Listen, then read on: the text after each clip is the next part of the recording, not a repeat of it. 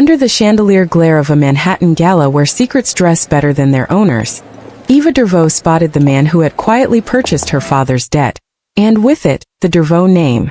Thomas Rivenhall, cold, immaculate, the Silicon Valley king who built empires out of code and silence, stood surrounded by people who wanted a piece of his future. Eva only wanted the truth. Her palms were steady, but her chest felt like a locked vault with something alive inside it. She had not planned to confront him here. She had not planned to confront him at all. But then she'd seen the signature, Rivenhall Innovations, hidden in the fine print of the bankruptcy filings, and the plan wrote itself. Get close. Get answers. Get free. She moved through the room like a rumor, gold silk trailing behind her. Thomas noticed, of course. Men like him notice everything that can hurt them. He looked at her the way he looked at acquisitions, assessing risk, appetite, return. And beneath that, something else he pretended not to feel. He'd seen her only once before, 5 years back at a charity auction, when her laugh had been easy and her father's empire still appeared unsinkable. He remembered wondering how a room could tilt toward one person. He remembered deciding he would never be that person for anyone. Tonight, when Eva stopped 3 steps from him, he decided it again. Mr. Rivenhall, she said. We have business. Miss? His voice was winter over water. Dervaux. She watched the flicker behind his eyes. A spark and then the steel shutters. I thought you might remember the name. He did. He remembered the night her father's accountants came begging for liquidity, the day the board of a rival firm slipped him evidence of fraud, the hour he realized the Dervaux house was a museum of polished lies. He also remembered what he'd done next. Saved jobs where he could, severed rot where he couldn't. He'd told himself he had cleaned a wound. Then he'd watched the press devour the family and pretended he couldn't hear their teeth. We can step outside, he said softly. They slipped through a private corridor of black marble and muted art, Rivenhall's building, Rivenhall's rules. In a glass-walled lounge above Fifth Avenue, the city looked like circuitry, its lights pulsing with the same relentless logic he built into his companies. Eva stood against it like a defiance. You bought my father's debt, she said. Then you sold our secrets. Was that justice or sport? Neither. Thomas's gaze didn't waver. It was triage. Funny. Triage still bleeds. She took a breath as if calibrating her courage. I'm working now. At your firm. He blinked. Took a lot to surprise him. Where? Rivenhall Nexus. Compliance. Contract. She smiled without warmth. Small world. Smaller, when the man who cut your life in half signs your timesheets. He studied her, sharp, unafraid. A storm that had learned to stand upright. If she wanted to burn him, she would have walked in with a camera, not a question. And what do you want from me, Miss Dervaux? The truth. And an apology. She lifted her chin. I'll take either. He could offer neither, not honestly. The truth was complicated. The apology would sound like pity. Let me walk you through the documents, he said instead. Tomorrow. Noon. I'll clear my calendar. Of course you will, she said, and left him with the city and his ghosts. The next day, the Rivenhall Nexus campus rose out of the fog on the Hudson like a glass cathedral. Inside, screens flashed code and markets and movements. Efficiency had a heartbeat you could hear in the elevators.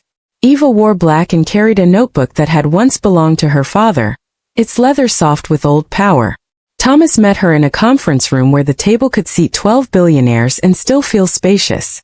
For 2 hours, he demystified the fall of Dervaux, the hidden loans, the shell vendors, the bribed inspector who turned into a witness when the numbers no longer added. He did not gloat. He did not flinch. And when she asked the question that had burned a hole through her sleep, did you leak the documents to the press? He said, no. Then who? She demanded, turning the pages like they could become answers. He tapped a single clause on an old contract, signed by her father and a venture fund called Helix Lattice. Follow this, he said. Helix is a mask. Whose? She felt the vault inside her rattle loose. He hesitated. Some truths are etched. Victor Lang. Private equity. Predatory. He wanted your father's distribution network. He made sure the story exploded in a way that made intervention look like mercy. Thomas waited for anger, for blame. He instead got something else, grief cutting through certainty. My father did terrible things, Eva said. But he loved the family name like it was a child. He would never have handed it to a man like Lang. She looked up, eyes bright with something fierce. You stopped him. I stopped Lang, Thomas said. Not for your father. For the employees. For the city that bleeds when men like Lang feed. And for yourself, she said, not accusing, only precise. And for myself, he agreed, because lies corrode more than reputations. The meeting should have ended. Business concluded, personal clean. Instead, he asked if she had eaten. She had not. They shared a bowl of late lunch ramen in the executive cafeteria. A quiet place with a view of river light, and a table that made strangers into temporary conspirators. They talked about software ethics and the price of loyalty and whether love could survive the truth. He learned she knew 3 languages and could pick a lock with a hairpin. She learned he could hear a lie the way a musician hears a wrong note. They did not talk about the way the air changed in the inches between their shoulders. Over weeks, proximity did what proximity does. Eva's contract team audited a drone logistics acquisition. Thomas dropped into her floor at odd hours, creating weather. He kept it careful, he told himself. Professional. He had rules about employees and entanglements and risks he didn't need. She had walls about men with power. They pretended the rules were stronger than the rooms they kept entering together. One evening, New York wrapped itself in rain.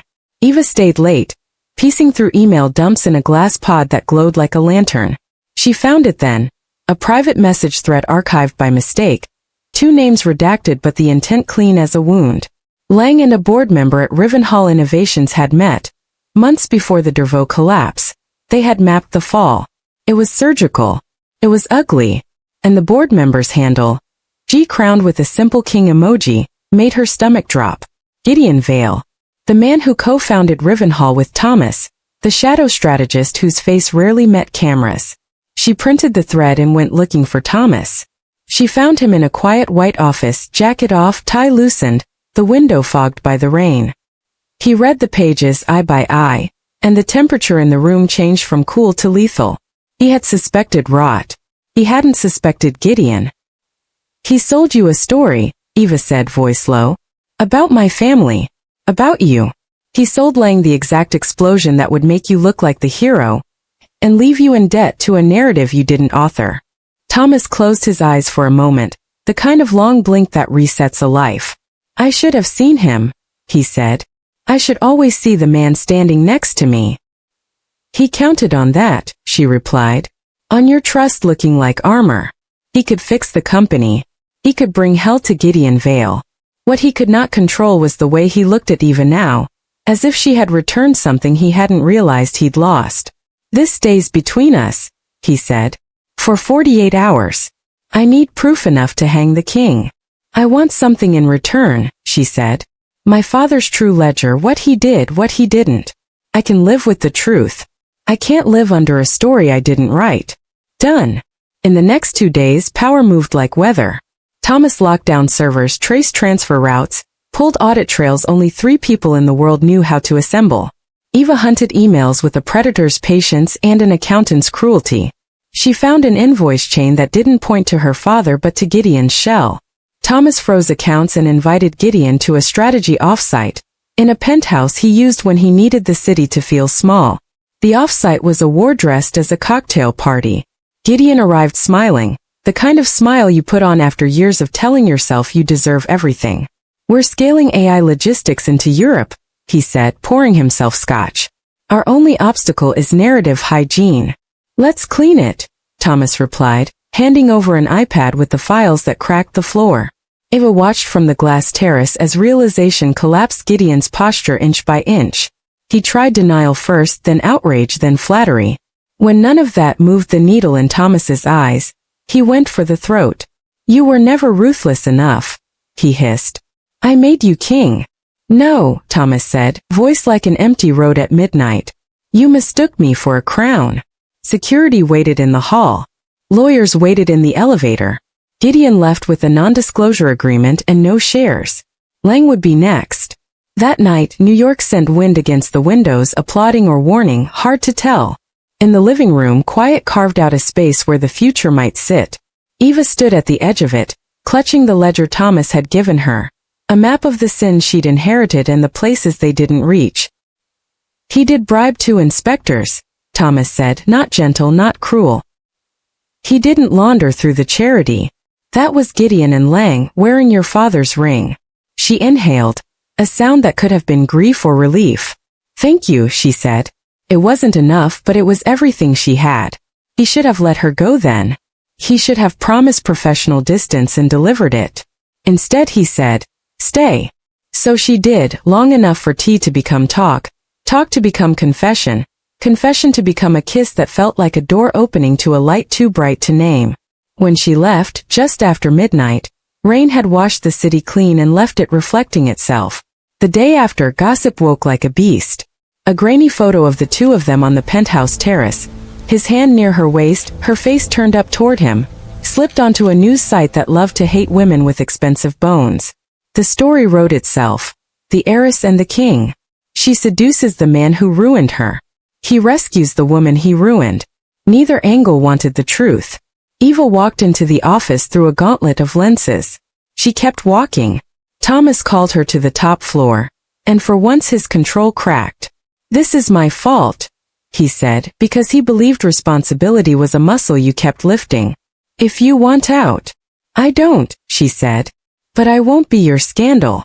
You won't, he promised, and then did something no one expected. He told the truth in public. At a press conference he hadn't planned to need. He stood on a stage of light with Eva beside him and told New York about Gideon Vale and Helix Lattice and the way men like Lang tried to buy cities by breaking the people who built them. He told them what he had done wrong, trusted badly, moved late. He told them what Eva had done right, followed the numbers through smoke and found the fire. The market liked the honesty more than it liked the drama. The stock dipped, then steadied, then rose. A slow vote of confidence for a man who refused to sell them a cleaner story than the truth. Still, power fights back. That evening, Lang called with a voice slick as oil. You've made this personal, he said. Let's make it expensive. He threatened a hostile bid. He hinted at a past he thought Eva wouldn't survive. He didn't know that the worst night of her life no longer owned her. She hung up and changed the locks on her fear. In the days that followed, Rivenhall Innovations moved like a creature with one mind. They shored governance, courted allies, built a white knight coalition of funds that hated Lang's methods more than they loved his money. Eva wrote the memo that turned the tide. A precise surgical case laying out how Lang gutted communities and called it growth. It wasn't sentimental. It was arithmetic. Sometimes the right numbers are a love letter to a future you want to deserve. On the morning of the vote, the conference hall hummed with money pretending to be neutral. Lang arrived with a smile sharp enough to cut seatbelts. Eva took her place in the back row. Not a spectacle, not a trophy, just a woman who had lost a last name and found a spine. Thomas stepped to the microphone and made the shortest speech of his career. We are not for sale to hunger, he said. We build. We protect. We tell the truth, even when it costs. Then he nodded once, and the ballots moved like weather across a plain. The result wasn't close.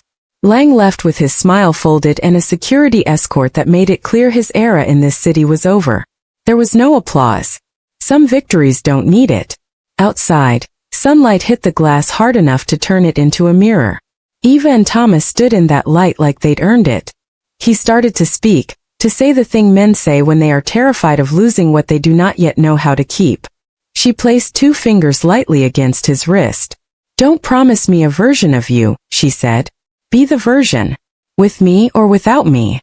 With you, he said, not because it sounded good, but because it sounded like oxygen. They took it slowly, which for 2 people built like accelerators felt like rebellion. They worked. They argued. They made rules and then learned which ones they could live inside. She took back her mother's maiden name, Valcourt, and wore it like a new city. He put a woman on the board who had been told she was not quite the right fit for 10 years. They showed up at small restaurants without PR teams and paid their own checks. They laughed like people who had survived a story and decided to write the next one in present tense. Months later, at a fundraiser that smelled like old money and new mistakes, the chandelier light caught in Eva's hair the way it had the night they met again, and Thomas felt that same tilt, the room choosing her. He slipped his hand into his pocket and felt the smooth edge of a key. Not an engagement ring, not yet. A key to a brownstone in the West Village where the floor creaked on purpose, and the windows remembered the 1920s. He pressed it into her palm, quiet. "There's space," he said, "for the ledgers you keep and the life I don't know yet. If you want it." She weighed it the way you weigh a choice, not a gift. "I don't want to be your redemption arc, Thomas." "You aren't," he said. "You're my equal." Her smile came slow and sure, like morning over river water. "Good," she said, and tucked the key against her heartbeat. Later that night, on a rooftop where the city looked like a constellation and the air smelled like rain making up its mind, she leaned into him and he into her, and the quiet around them said what words didn't need to. Betrayal had taught them caution. Truth had taught them courage. Love would teach them how to keep both without dropping either. Below, Rivenhall's lights kept their steady pulse, and somewhere, a woman on the late shift in compliance laughed at a meme, and a programmer solved a problem that would save a trucker an hour and a headache. Lives moved forward. So did they. When the first drops of rain finally fell, they didn't run. They stood there and let themselves be new. If this story hit home, tap like, drop your favorite moment in the comments, and subscribe for more billionaire love, brutal secrets, and second chances that actually stick.